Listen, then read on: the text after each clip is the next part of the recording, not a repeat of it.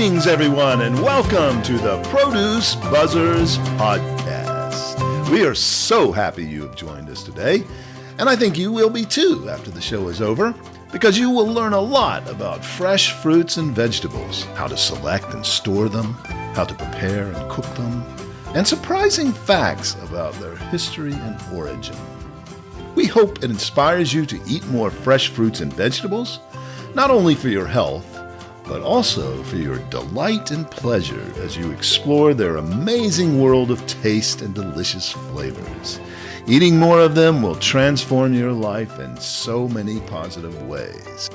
So settle back, relax, and get ready for another delicious adventure with the Produce Buzzers. Greetings, Produce Buzzers podcast fans. Welcome to another delicious episode of the Produce Buzzers podcast. Thanks for joining us today. I'm Edwin Stepp, your host and executive editor of ProduceBuzz.com.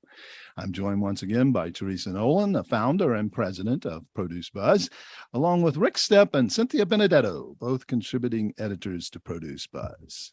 Well, fans, Produce Buzzers podcast fans, welcome to the show today. We're going to have a little bit of maybe a slightly philosophical discussion to start the show today. I'm going to ask our Produce Buzzers what they think makes us human. In other words, what separates us from the animals? What types of things that we as humans do that animals don't do? Accessorize. Bags, jewelry, shoes. Opposable thumbs. There you go. I think don't the chimpanzees have opposable thumbs or no? Yeah, they're pretty smart though. Yeah, they are. Yeah, but are they like ours, or are they more like? I don't think they're as dexterous as ours. Is that the right word? Dexterous, yeah, that's true. But I love that, accessorized. That's true. Although that may not be actually true. There are some birds that, in order to attract mates, You can't count peacocks, or you can't count lions. You know. What about look at crows? Look at crows. They will collect shiny objects. Exactly. Yeah. They're accessorizing. And penguins, the male penguin has to find the right stone to court his mate. That's kind of like, an accessory. So I would say that we have recipes and they don't. Well, that's kind of true. There's a monkey in Japan, a macaque, that learned to dip potatoes into salt water in order to make them salty and tasty. And so in a sense, they came up with a recipe. So I'm not quite sure Was that a monkey see, monkey do? It was actually. The story is that these were macaques that were being studied quite a bit by a lot of different wildlife scientists. And in order to bring them out from hiding, they would give them food to draw them out so they could photograph them and watch them. And one of the things they started giving them was potatoes. And one of the macaques got the potato, accidentally dropped into the salt water, and picked it up and ate it. And after tasting it, this macaque started dipping it over and over. And the others saw it and watched, and they learned, and they started doing it as well. Don't you think that most animals have kind of a childlike personality, almost like they develop to a certain point of intelligence, and then, they're kind of limited. Although I have to tell you, we went to... Sounds like my ex-husband. When Jonathan, our nephew, was a kid, my mother brought him to Wisconsin where we were living, and we took him to the Milwaukee Zoo, and there was a gorilla in that zoo, and he sat there in the position of the thinker, the thinker statue with his hand under his chin, leaned over looking at us. Oh, I thought that was Rodin, right? Rodin, yeah. That's right. Was it like this or was it like this? Well, he had his hand under his chin. So, okay. And he's watching everyone. And then suddenly he stands up and throws himself against the plexiglass that separates us, scared everybody to death. And I have a feeling that that was a game that he played, that he probably thought, let me see if I can scare these people, because it was so intentional. Right. It was amazing. That's funny. One time when my child was maybe 18 months, me and my girlfriends went to the Bronx Zoo, and they had just had 5 baby gorillas. And I don't know if a gorilla mama birthed them, if they had 5 of them, or they bought them, whatever. But in any event, we were downstairs and the glass was separating us. And there was a little gorilla, and my child was looking through the glass, standing up on the bench, and the gorilla stood up, and they were face to face, just examining each other. And it is just something that I'll never forget, but it was fascinating, and I'm glad that I saw it. But yeah, that seems too bad you didn't have an iPhone then to take that picture. It was I was present. I That's all you wasn't needed. trying to like Stuck in your memory. That's good. I like that. Well, it is true. Animals have learned to use tools. There's lots and lots of examples of animals making and using tools of all kinds and types. You've probably seen a lot about that. One that I came across in preparing was that I had never seen before was that dolphins in this, just off the coast of Western Australia, there's some dolphins that have learned to use sponges to put over their snouts to protect them from getting stung by sea enemies and other things that can hurt them. Because when they go down to dig for food in the bottom of the ocean floor, oftentimes they come across stuff that can sting them. So they learn to take these sponges and put them on their snouts in order to keep them from getting stung. So was that ordered by Dr. Fauci, or did they think of it themselves? The CDC, the CDC, anyway. The SEA.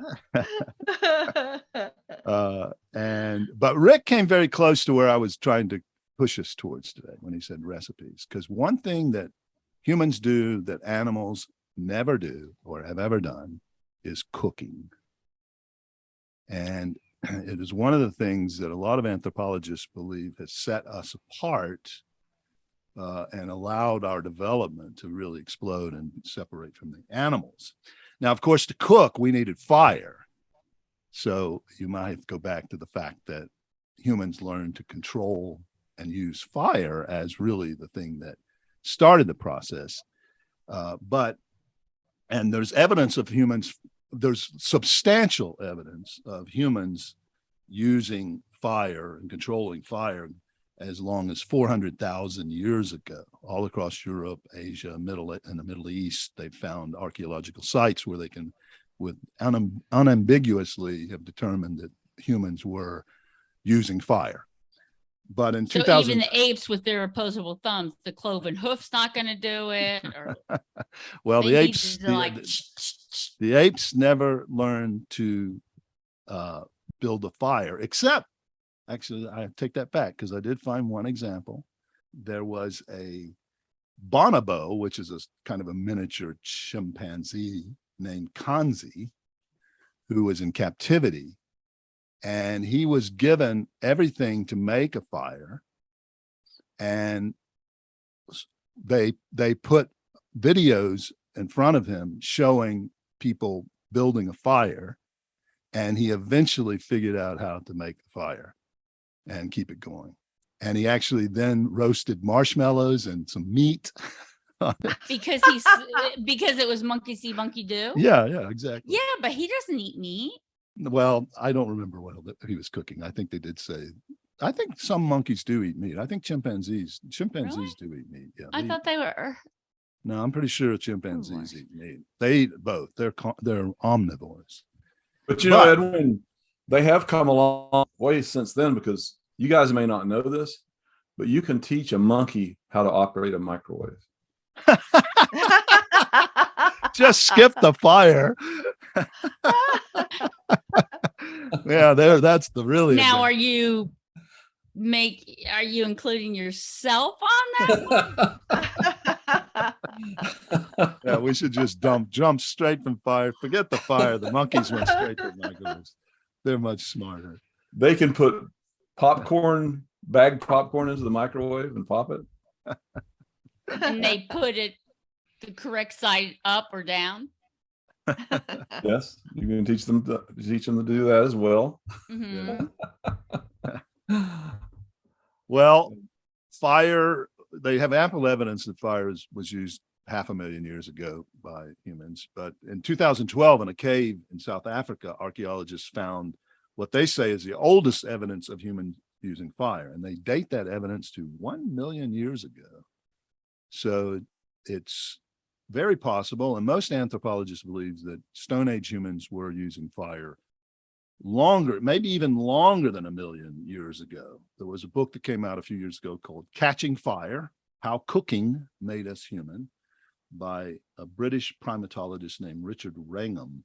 He argues in it a hypothesis that cooking food was an essential element in the physiological evolution of human beings, and thus the separation from the other animals. He argues that the control of fire, of course, affected the species' development by providing warmth and helping to fend off predators, helping our human ancestors adapt to a ground-based lifestyle. But the use of it for cooking food had physical effects on the development of the body. Not only has it allowed us to contract fewer diseases and infections, it also is thought to have dramatically reduced the energy demands of our gut, allowing our brains to develop the way they have.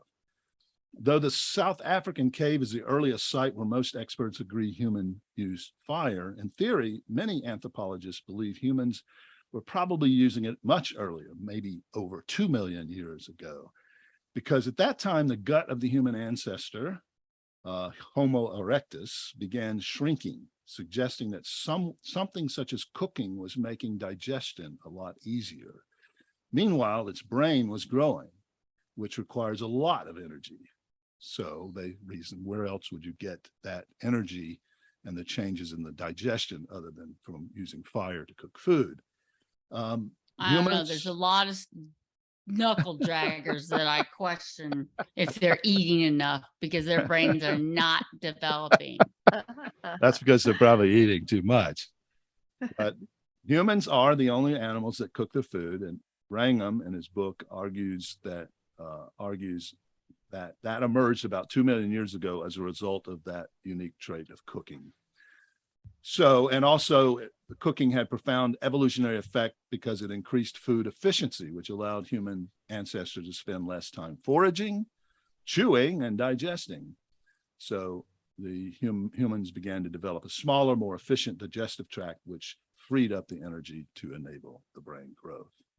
So humans may have been cooking their food 2 million years ago, but they probably were only doing one thing in the cooking process, and that was probably roasting.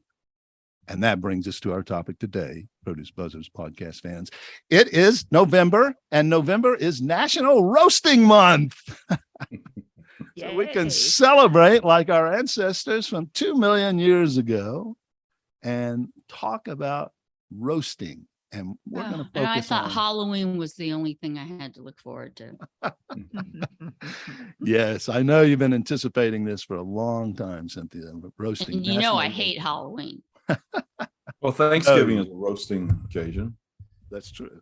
Maybe that's why they chose. But it's not the national month of it. Right.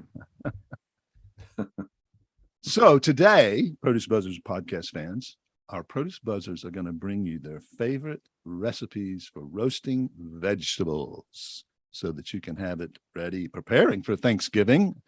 And November is a good time. You know, the weather's cooling off, and having some good roasted vegetables along with your roasted meats is delicious and helps warm you up in the cold months ahead. So we're going to get started. And which of you produce buzzers wants to go first and tell us your roasting recipe? Cynthia, your hand is up. I always go first. Okay. So, Cynthia, what delicious roasting recipe do you have for us today? I think I've mentioned it in the past, but beets are one of my favorite veggies to roast. And it's because of the versatility of it. Roasted beets, whether they're warm, you put them on salad, they are just so yummy. And the different colors, the yellow beets, magenta beets, the candy stripe beets, they're just a lovely color break, if you will. They're very easy because, like I said, they could go in a salad. They could be marinated and put on some other salad. The colors never disappoint. Yeah, they are beautiful, no question. So there's red beets. You said magenta. Is that the same thing? Red and magentas? Yeah. Well, when you roast them, they change a little bit.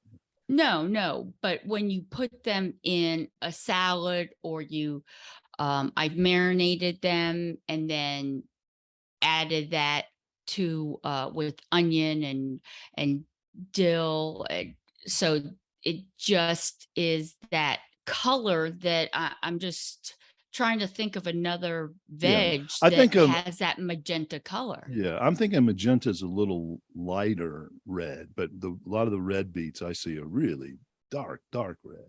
And I was just curious. Red. I was curious if there was a different variety that was more. No, but there is candy stripes, and the gold is also very lovely. Right. And whether you slice them, dice them, but no, seriously, they just are an easy side dish. And you roast them, peel them, throw them in the refrigerator. You have several meals out of them. That does sound great. Can you walk through a quick recipe, easy, quick recipe, beginning to end? Sure. So I roast them 400, much like a potato. What about your prep? Do you peel them? You said peel them. You peel them first, or you peel them? Negative. I do not peel them first. Okay. What I'll do is just cut off the stem end, wash them up, because they're always kind of, I don't know if it's sand, but they're gritty. And then I poke them a few times like a potato and put them in aluminum foil, which I hate to say that, but I do. And in or just on? Oh, you wrap them. I wrap them and roast them at 400 and 45 minutes to an hour, depending. When you put a fork in them, it should slide in easy.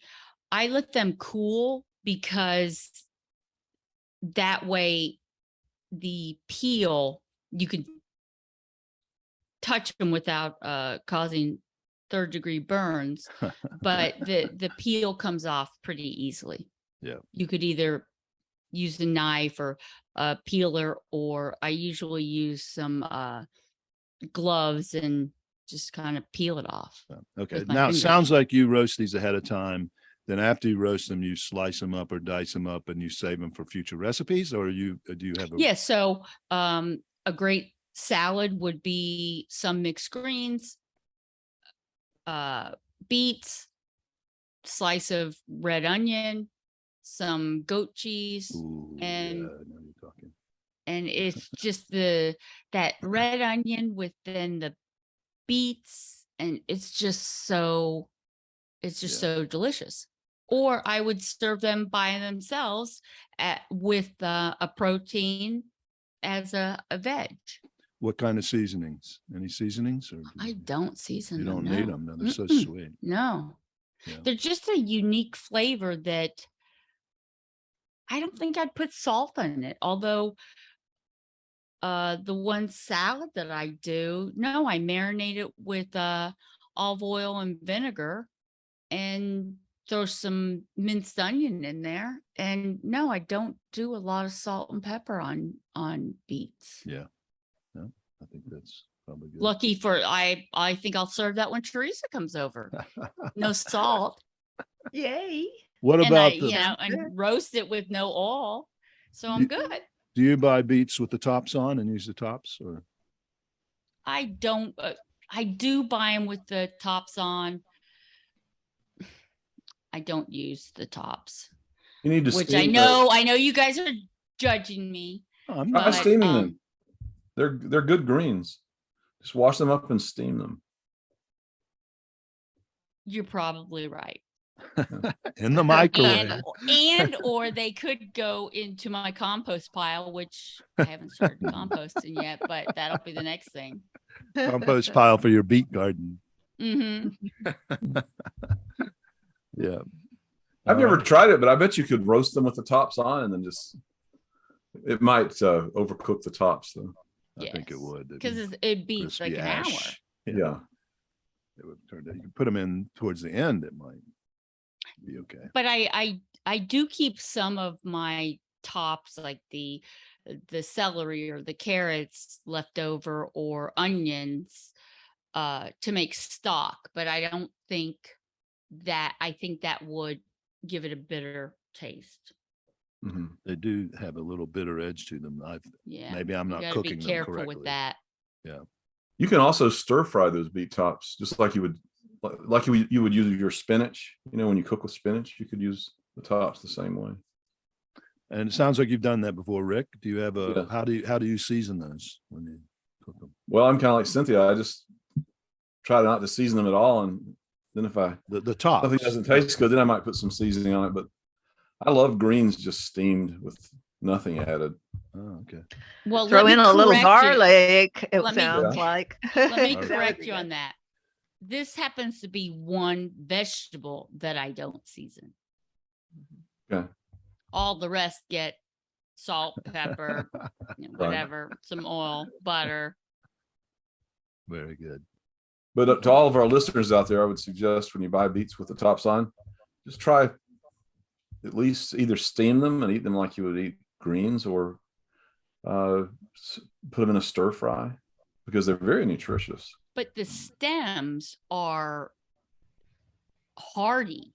So, I mean, you think Yeah, that well, you would cut the celery, stems like you off. have to really,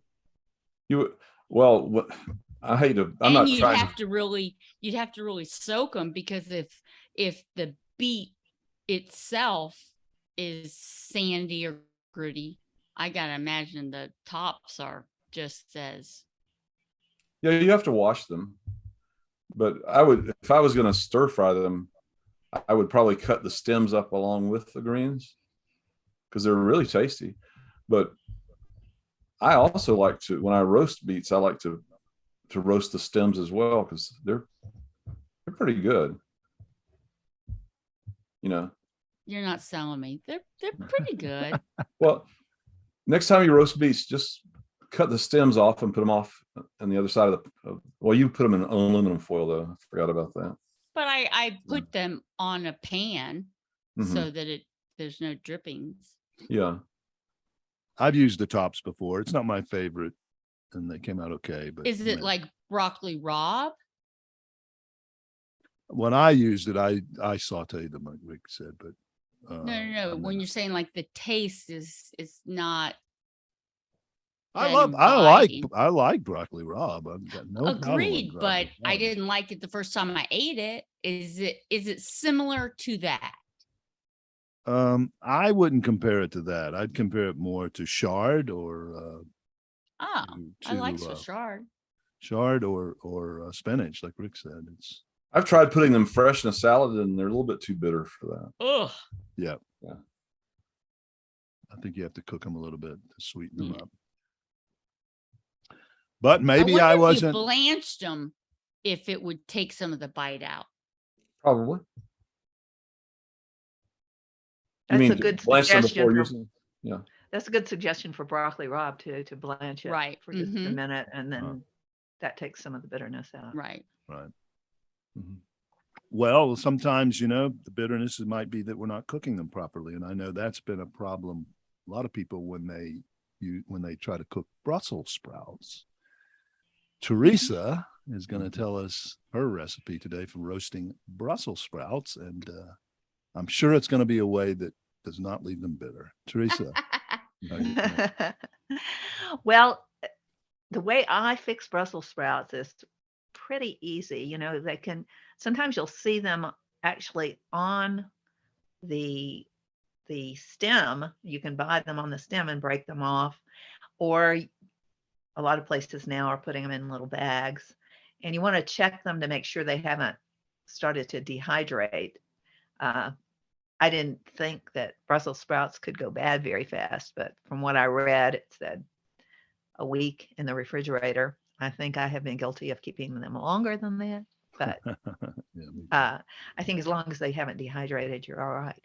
And you rinse them well. Then I toss mine on a baking sheet, 350 in the oven, and for about 20 to 25 minutes until they are soft and have a little bit of browning to them.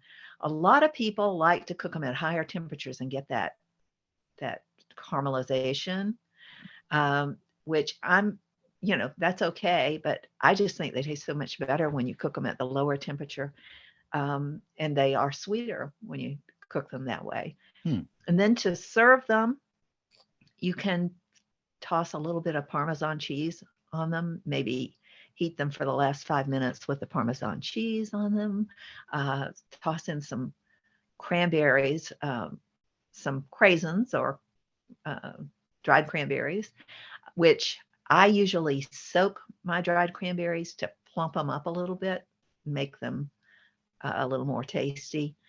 And as Cynthia has mentioned with her recipe, goat cheese, wonderful on them if you can eat goat cheese.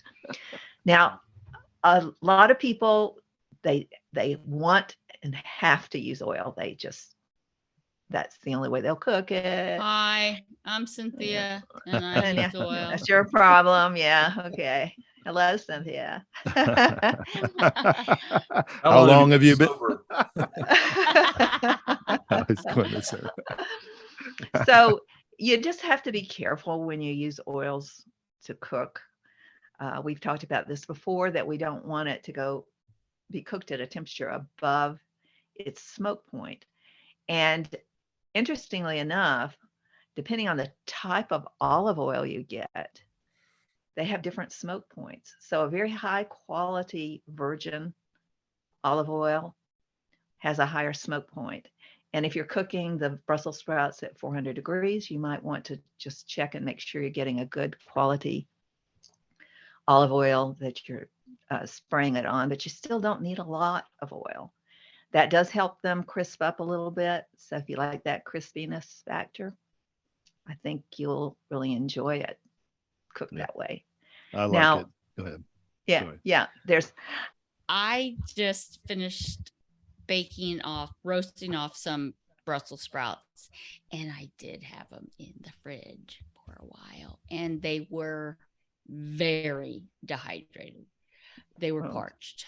So I threw them in a bowl of water, put them back in the fridge, and I'm like, I'll get to it tomorrow. If they're no good, I tried.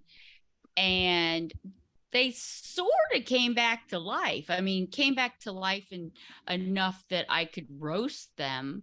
You wouldn't want to use them as a garnish because they were still kind of tired. But I was surprised that they did come back because they were 10 days. 10 days. Oh, yeah. I don't think that would be too long. I think. Well, they were dehydrated, though. They were like but they're related to cabbage, and cabbage can keep in the fridge for a long time and still be. They were no cabbage. You can bet me. Mon petit cabbage. No, they were Mon like petit chou. They had give to them.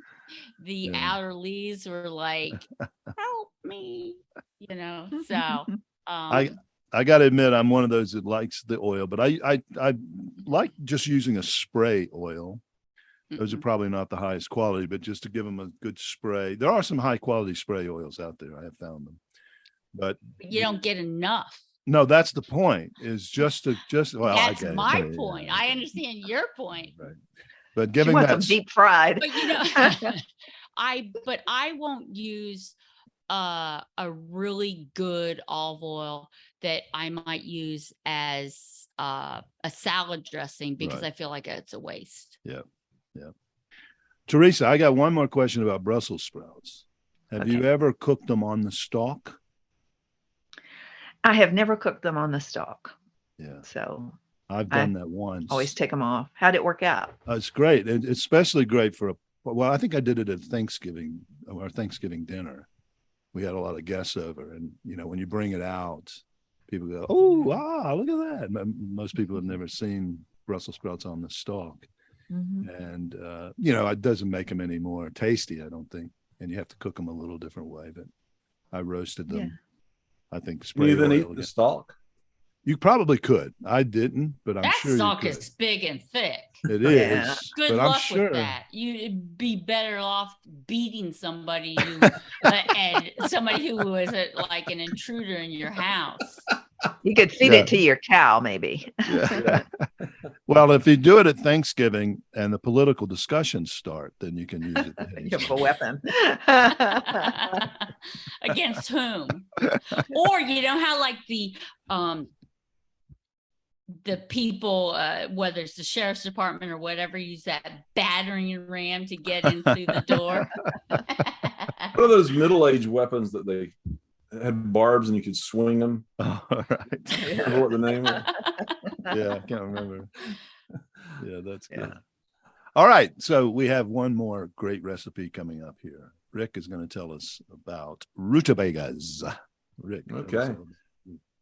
Well, before I start, I would like to ask each of you, I'll just go around the table here, and what your favorite rutabaga recipe is. You don't have to give us the recipe, but just how you like to cook them best. How about you, Edwin? Well, the only time I really have ever used rutabagas is when I have made a root vegetable soup. Okay. Or stew. I've made it with beef stew too. Put it in beef stew. Okay. So I don't ever remember roasting rutabagas, but in my soups and stews, I love to do parsnips, rutabagas, turnips, beets, potatoes, and you put all those together.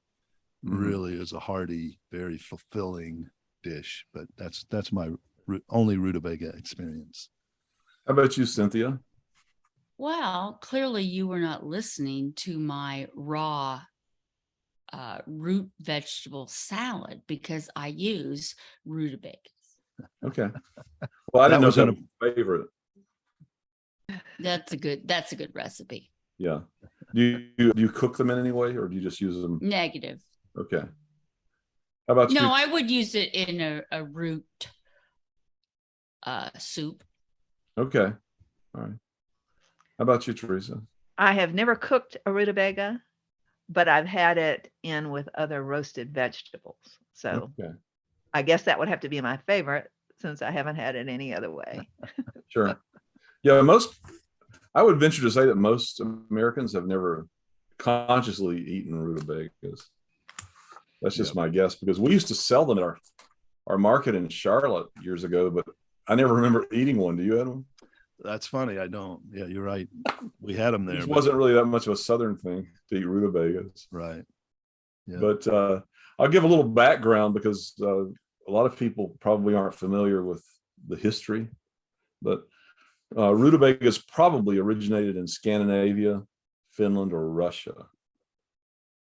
The introduction of rutabagas to North America came in the early 19th century with reports of rutabaga crops in Illinois as early as 1817. But rutabaga is a root vegetable. It's a form of brassica, the same vegetable family as cabbage, cauliflower, and turnips. In fact, rutabaga is actually a cross between a cabbage and a turnip. Really? Wow. Yeah. I did not know that. And That is amazing. kind of makes it unique. Other names for rutabagas include Swedish turnip and just turnip. Usually the name turnip refers to the related white turnip, but a lot of people in Europe call them turnips. Rutabaga roots are eaten in a variety of ways, and the leaves can be eaten as a leaf vegetable, just like the turnip greens can be. The roots and tops. That's another thing I've never seen even to buy anywhere, rutabaga tops. Or I guess you could buy the rutabagas with the tops. I've not seen that though. Yeah, honestly, I've never seen them that way either. Even here in Minnesota where people eat rutabagas, they're usually tops cut off and waxed on the outside. I don't know if you've ever noticed they have wax. I have noticed. Preserve them. Yeah. Scotland, Northern and Western England, Wales, and the Isle of Man and Ireland had a tradition of carving the roots into lanterns at Halloween. We learned about that in our Halloween episode. Yeah, I remember you mentioned that last year. The rutabaga was carved into a jack-o'-lantern, but I wouldn't want to try and carve a rutabaga because they're very hard. They're very difficult, even with a really sharp butcher knife. They're very difficult to cut in half. So I can't imagine how they carved them. Maybe they had to use a chisel. It's not any harder than marble. Probably and not. People carve marble. Maybe they carved them into a statue. But it's not any more difficult, I think, than like a beet. Yeah, I mean, any root vegetable like that, even a potato would be very hard to carve into a jack-o'-lantern. Yeah. Oh no! I thought you were saying like to get a knife through it. Yeah, but anyway, maybe they had a lot of time on their hands in those days, and they were able to just take their time in their carvings.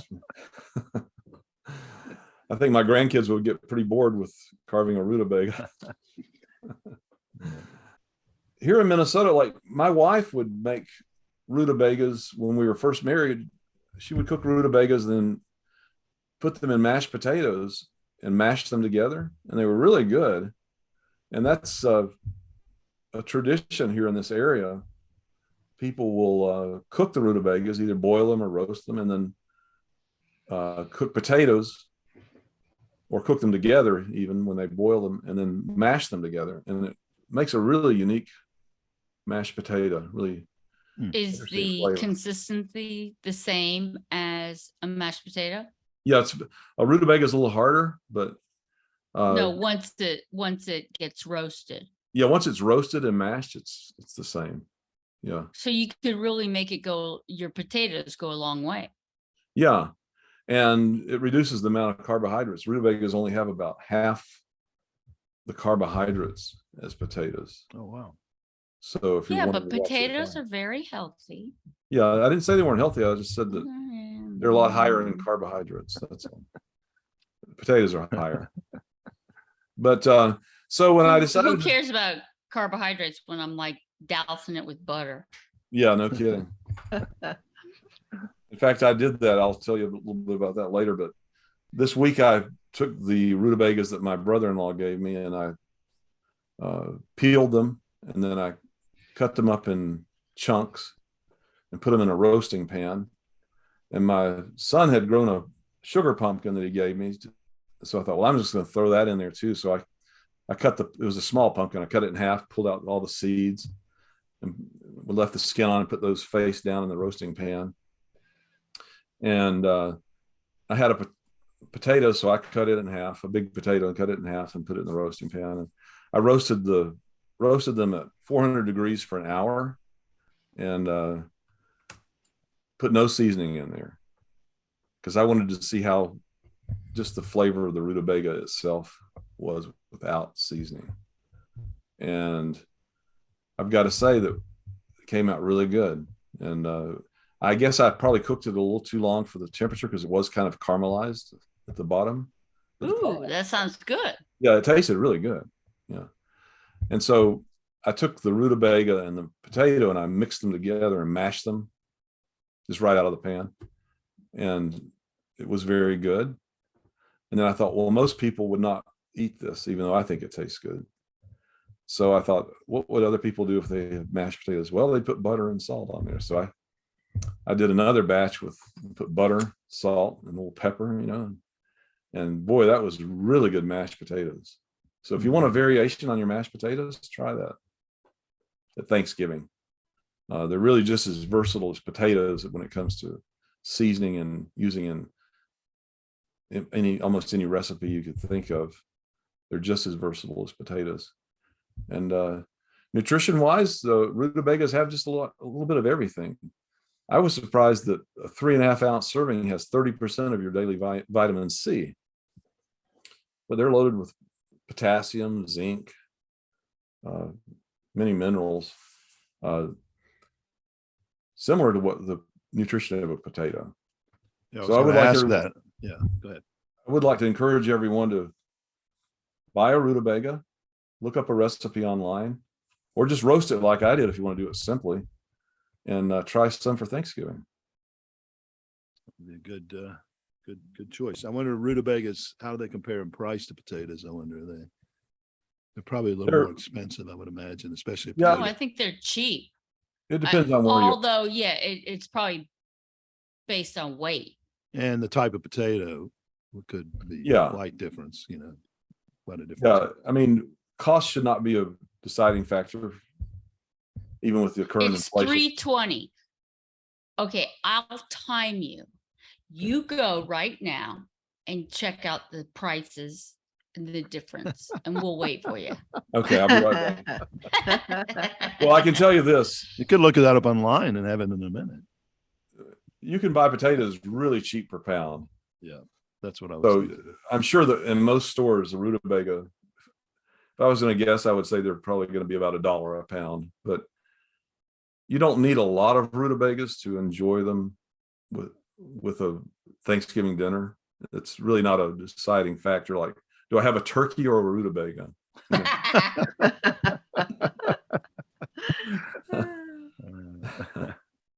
Can you stuff the turkey with rutabaga? Yes, you can. Can you stuff the rutabaga with turkey? If it's carved in a jack-o'-lantern. No, but when you make your turkey soup with your leftovers, the rutabagas would go very well. That's a good idea. Something popped into my head. Carl Sandburg wrote Rutabaga Tales. I wish I'd have thought to look that up. What that was all about. Oh yeah, I've forgotten about that.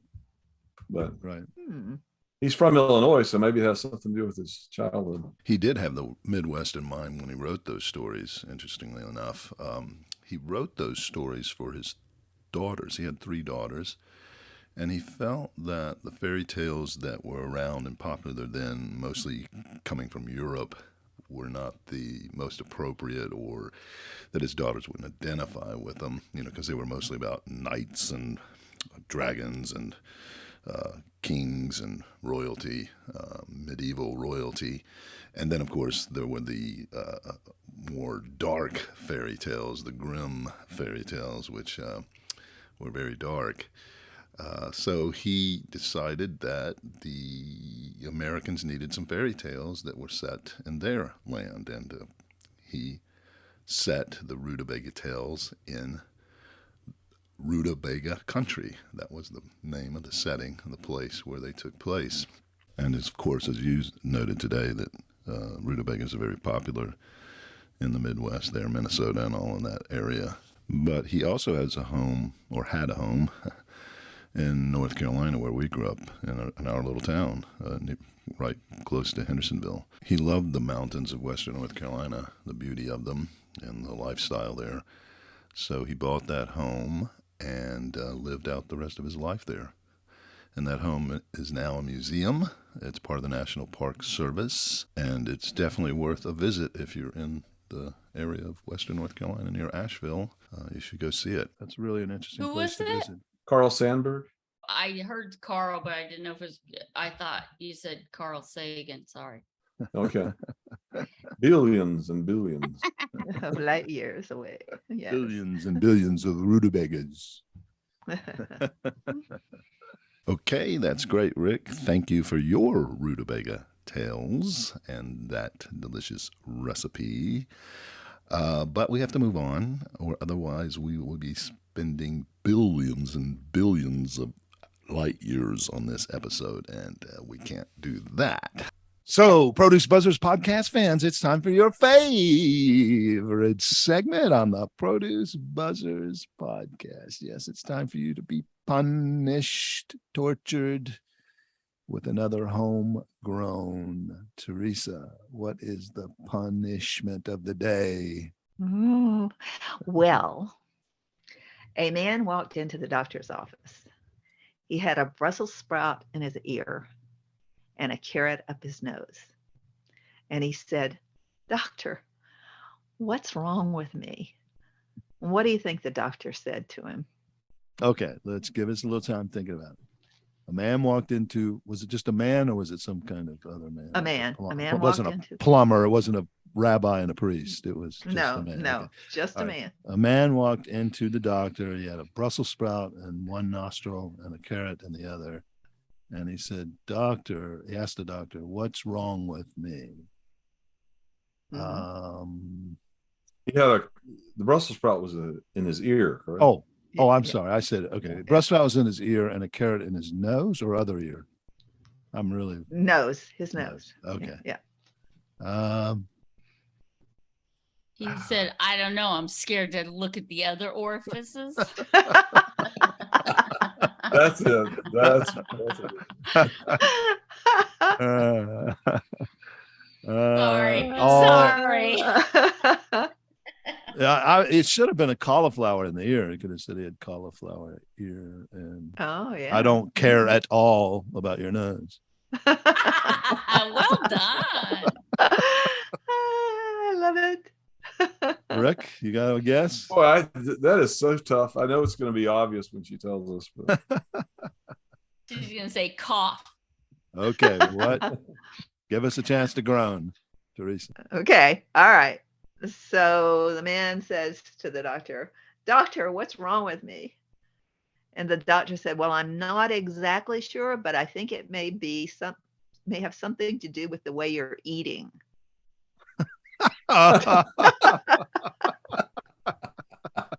That's actually pretty good. I didn't even groan on that one. I was caught off guard.